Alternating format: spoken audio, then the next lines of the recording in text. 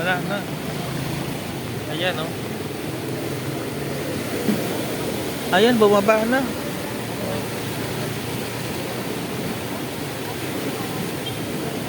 Oh. Ito dyan, Rodelio. Ayun, umuulan pa din. Kanina, medyo ano na yan, mataas. Pero ngayon bumaba na. Di ba kanina yung nagpakawala yung ano? Ha? Oo.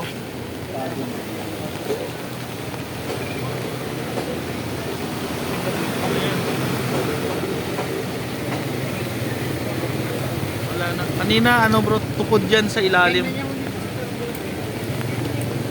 Kanina? Oo. Bumaba na yan.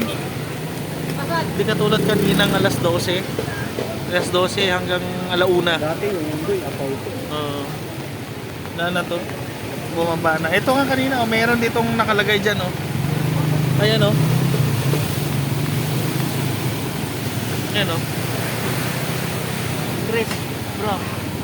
Tingnan mo yun. Yun kanina, oh. Hanggang dyan, oh. Hanggang dyan kanina yan, oh. Yun, oh. Yung nakita mo nakasabit. Sa gilid, sa gilid. Silipin mo. Ayan. Hanggang dyan kanina yan. Bumaba na kahit pa paano. Mamaya-maya, ano na yan? Upa na yan. Anong oras na ba ngayon? Alas 3. Kung hindi magtuloy-tuloy, ha? Pag nagtuloy-tuloy yung ulan yan, bro. Oo, pag ganyan. Yun, hindi na passable. Ano, sisilipin ba natin yung tulay doon o hanggang dito lang tayo? Silipin natin.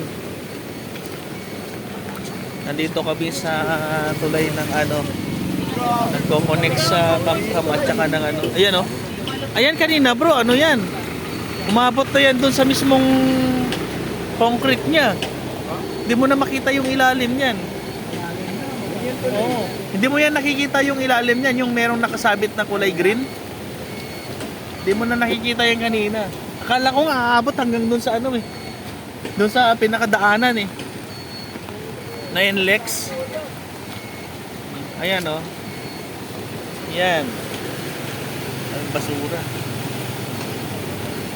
Kanina nung nandito ako ng mga 11, alas 12 hanggang 12:40, gano'n, mag-alauna. Oo, inabot yun. Kaya tumaas yung ano, yung tubig doon sa ilang mga kapatid doon.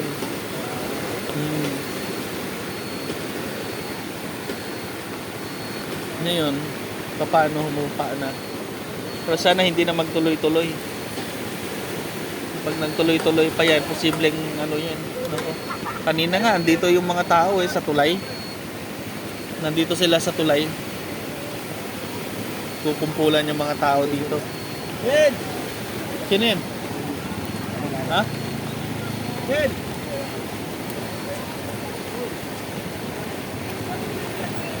Ayan, yung mga kilala dito.